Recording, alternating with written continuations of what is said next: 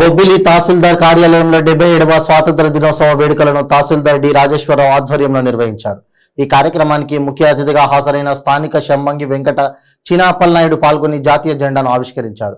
ఈ సందర్భంగా ఆయన మాట్లాడుతూ ఎందరో త్యాగమూర్తుల ప్రతిఫలమే ఈ స్వాతంత్ర దినోత్సవ సంబరాలని ఆయన కొనియాడారు. అనంతరం మహాత్మా గాంధీ చిత్రపటానికి పూలమాలలు వేసి నివాళులు అర్పించారు. పాఠశాల విద్యార్థులతో జాతీయ గీతాలను ఆలపించారు. ఈ కార్యక్రమంలో ఉప తహసీల్దార్ గౌరీ శంకర్రావు, సివిల్ సప్లై తహసీల్దార్ సాయి కృష్ణ, రెవెన్యూ ఇన్స్పెక్టర్ కళ్యాణ్ చక్రవర్తి, గ్రామ రెవెన్యూ అధికారులు తదితరులు పాల్గొన్నారు.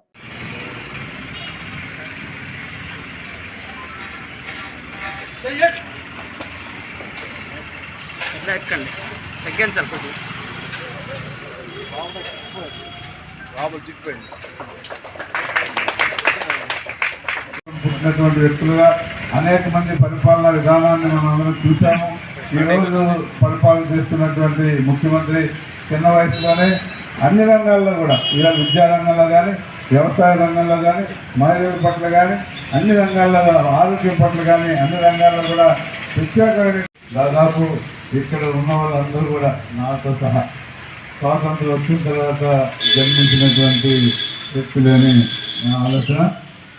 మరి అందుచేత ఈరోజు ఇప్పుడే మన తహసీల్దార్ గారు చెప్పినట్టుగా అనుభవిస్తూ ఉన్నాం.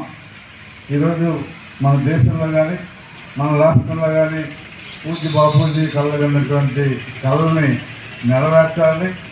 మరి ఈరోజు మన ప్రీతమ ముఖ్యమంత్రి జగన్మోహన్ రెడ్డి గారు ఈ రాష్ట్రాన్ని, అన్ని వర్గాల ప్రజల్ని కూడా అభివృద్ధిలోకి తీసుకురావాలని గాంధీ గారు కలగన్నటువంటి కళల్ని ఈరోజు మన రాష్ట్రంలో తూచా తప్పకుండా నడిపిస్తున్నటువంటి వ్యక్తి మన ప్రీతమ ముఖ్యమంత్రి జగన్మోహన్ రెడ్డి గారని మీకు అందరికీ మనం చేస్తా ఉన్నాం.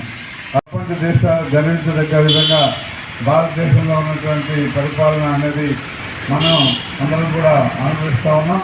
కాబట్టి మనందరం కూడా దేశం మనకి ఏమిచ్చింది అనేది కాదు, మనం దేశానికి ఏం చేస్తామనేది ప్రధానంగా ప్రతి ఒక్కరు కూడా భావించి మన తాలూకా కర్తవ్యాన్ని నిర్వహించాలని ప్రజలందరినీ కూడా ఈ సందర్భంగా కోరుకుంటా ఉన్నాం. మరి ఇదే